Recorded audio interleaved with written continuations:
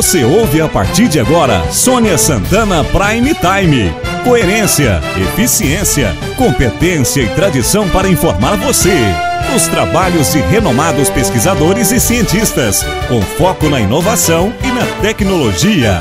Sônia Santana Prime Time, um programa que ressalta aqueles que impulsionam a sociedade produtiva do interior de Minas Gerais. Sônia Santana Prime Time, o seu programa de rádio, aqui na Montanhesa. E com a gente hoje o professor Marcos Rogério Tótola, do Departamento de Microbiologia da UFV. Estamos apresentando Sônia Santana Prime Time. O professor Marcos Rogério Tótola é engenheiro agrônomo com doutorado em Fisiologia Vegetal e pós-doutorado em Microbiologia Ambiental. Com o professor Marcos Rogério Tótola, nós vamos conversar sobre as principais linhas de pesquisas que ele atua, os desafios da pesquisa e como ele enxerga também os reflexos da pandemia sobre os estudantes da UFV. Tudo ótimo, professor? Olá, Soninha. É um prazer estar aqui no seu programa. É a segunda vez que nós conversamos sobre ciência, educação, tecnologia. E assim, é uma grande alegria para mim participar, né, de um fato que nos permite levar ao público, né, o conhecimento daquilo que nós fazemos, e ainda mais na Rádio Montanhesa, né, que é uma rádio aí que tem mais de 70 anos, né, faz parte da minha vida desde que eu ingressei aqui. Você deve ter crescido ouvindo a Montanhesa? Sim, ouvindo a Soninha também. Eu vim para Viçosa em 1985, né, então a Rádio Montanhesa me acompanhou a vida toda, né? Até hoje eu sou ouvinte frequente da rádio. Eu quero que você saiba que para mim é uma honra muito grande poder entrevistá-lo. Afinal de contas, você é um pesquisador renomado, de grande respeito, e eu fico muito feliz de você atender as minhas ligações e aceitar o meu convite. Isso é um prazer. Sim. Mas, professor, e me fala sobre as linhas de pesquisas que você está atuando. Soninha, então, as minhas principais linhas de pesquisa são focadas em microbiologia, mais especificamente em ecologia microbiana, microbiologia ambiental e do solo. Eu trabalho com... nós já fizemos, inclusive, uma entrevista sobre isso. Eu trabalho com biorremediação, né, de contaminantes ambientais, derivados de petróleo, pesticidas. Trabalho com indicadores de qualidade de solo, indicadores, né, uso de micro-organismos e processos microbianos como indicadores de saúde do solo. E atualmente nós estamos trabalhando numa linha muito interessante, que é a utilização de micro-organismos na agricultura, especificamente voltados ao controle de fungos que causam doenças, fungos e bactérias que causam doenças em plantas.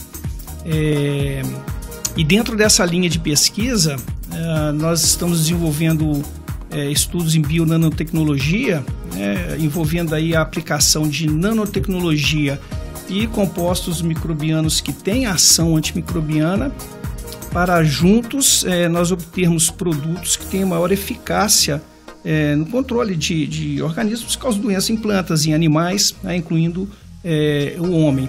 E nessa linha de pesquisa é muito interessante, porque recentemente nós estabelecemos um convênio internacional com um grupo de pesquisadores da Rússia e 2 da China, e estamos liderando um projeto, né, nessa linha de nanobiotecnologia, e aguardando agora um edital, um resultado de um edital, né, em que esse consórcio se inscreveu. Os resultados devem sair em breve. Nós fomos aprovados numa primeira fase, mas já estamos articulando com esses grupos internacionais para desenvolvermos, né, produtos focados nisso. É interessante a gente observar que, assim, há alguns dias, coincidentemente, tivemos uma reunião com representantes do Ministério da Agricultura para falarmos sobre a instalação de um Programa Nacional de Bioinsumos, né? Ou seja, um programa voltado à introdução de produtos de origem biológica e especialmente microbiológica na agricultura nacional, que já é uma realidade, mas tem ganhado muita força. Esses bioinsumos, eles visam substituir, pelo menos em parte, nossa dependência por fertilizantes e defensivos agrícolas, né? Hoje a agricultura tradicional, que até então a gente tem adotado, é uma agricultura perniciosa, perigosa, né? Ela não é sustentável, não sustentável no sentido de que nós não possamos introduzir as coisas nos nossos cultivos, né? Nas plantações, mas no sentido também de que nós estamos envenenando o planeta, né? A quantidade de agrotóxicos, de agroquímicos, né? Algumas pessoas chamam de agroquímicos, eu vou chamar de agrotóxicos, porque em geral são substâncias muito danosas, tóxicas, né? Mesmo, né? Aos seres humanos, animais, né? Polinizadores, ao homem. Então, assim, nós temos feito um uso muito intensivo desses agentes, né? O Brasil é um dos campeões aí de uso desses compostos, inclusive de compostos que são banidos em outras partes do mundo, né? E, curiosamente, o Brasil ainda utiliza, né, algumas substâncias em que em outros países não são mais aceitas.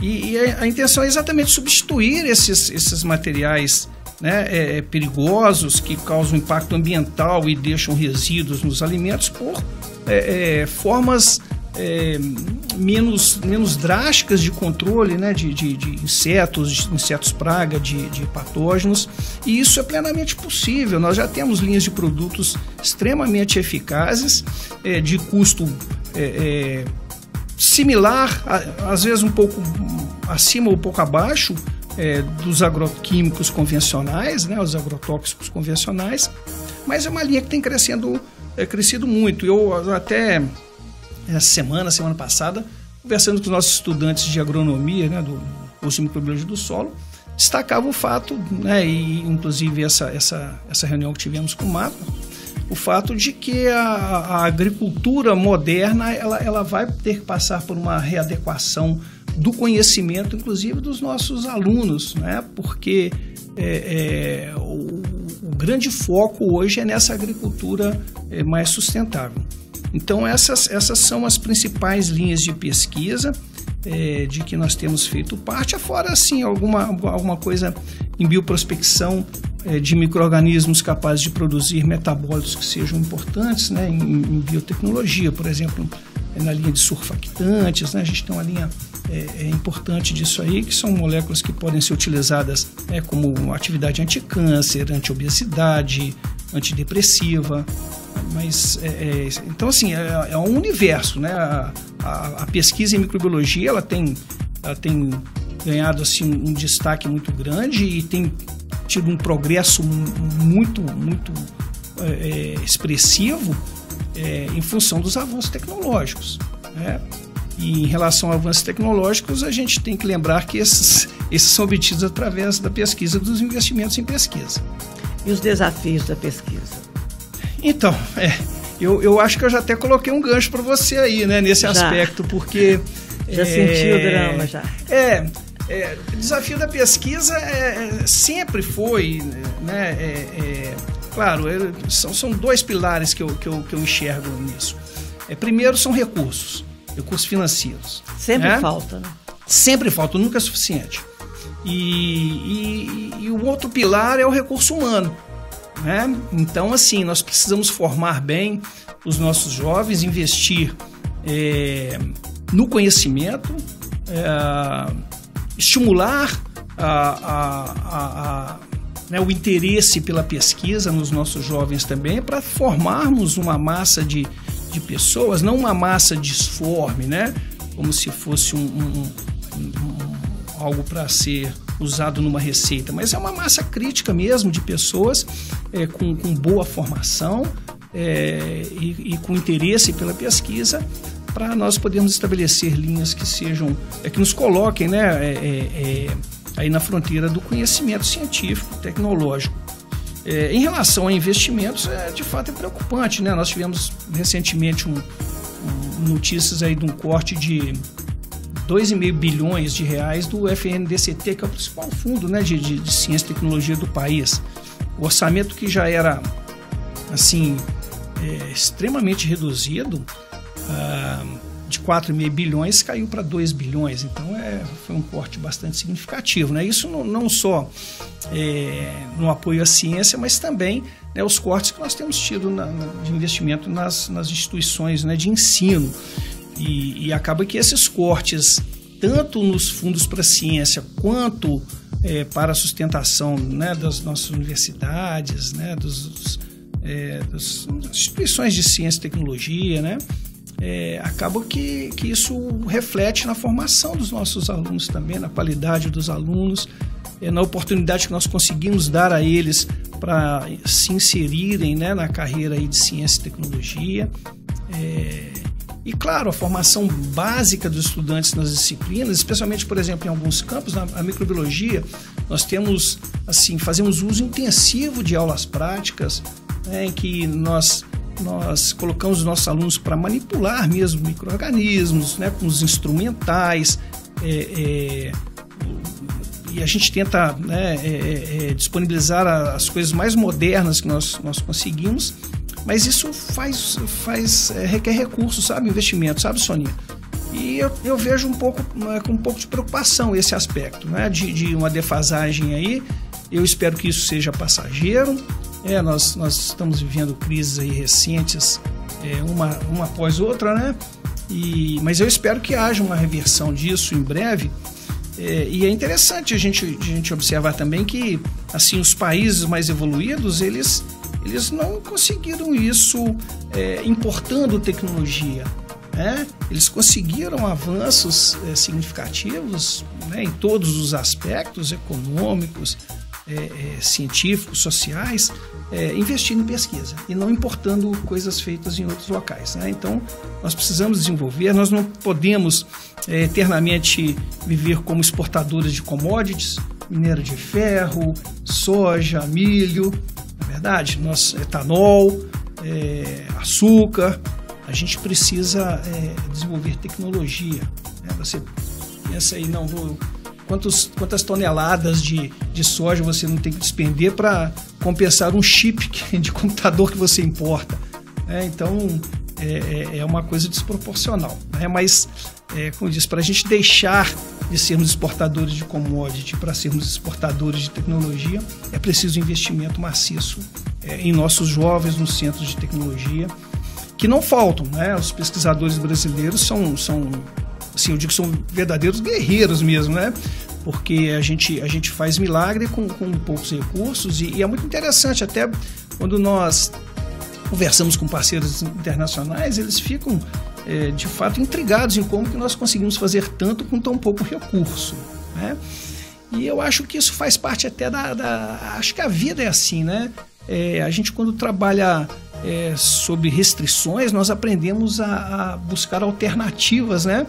Quando as coisas são muito fáceis, nós ficamos muito apegados a situações ou soluções muito fáceis, não é verdade? Então, e você acaba se tornando mais criativo quando você precisa lutar para conseguir fazer muito com pouco, né? Então, é uma coisa que chama a atenção dos nossos parceiros internacionais, essa criatividade, mas é a boa criatividade brasileira. Não é aquela criatividade, né? Não é a criatividade no sentido da malandragem, nada disso. É na criatividade mesmo, da capacidade de resolver problemas com poucos recursos, né? Então, isso é uma característica interessante do brasileiro, que ela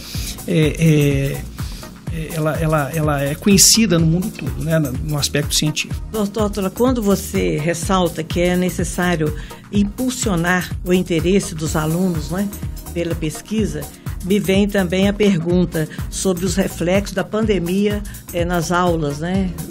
Então, Sonia, esse é um aspecto extremamente relevante, né? Porque nós temos observado em sala de aula uma mudança dos alunos, sabe? Eles têm ficado mais dispersos, né? Com dificuldade alguma dificuldade de concentração. Às vezes eu pego estudantes chorando, né? Então, depois da aula eu tenho que chamar os estudantes, saber o que está acontecendo, né? Os casos de depressão têm sido assim, preocupantes. E é claro, isso acaba trazendo reflexos também na inserção desses meninos nos nossos grupos de pesquisa, né? E eu acho esse assunto tão relevante, Sônia, que, né, eu vou me permitir, né, até sugerir que esse assunto ele venha a ser tratado num próximo programa seu, que eu acho que isso tem tido um reflexo não só na universidade, mas também, né, nos estudantes aí de outros níveis da educação. E isso pode, né, a gente precisa discutir como resolver e como contornar essa situação momentaneamente difícil. Tá? Então, os reflexos da pandemia são negativos e assim, viáveis mesmo. Sim, tem sido negativos e eles são assim, notáveis. A gente observa assim, no comportamento do dia a dia dos estudantes, né?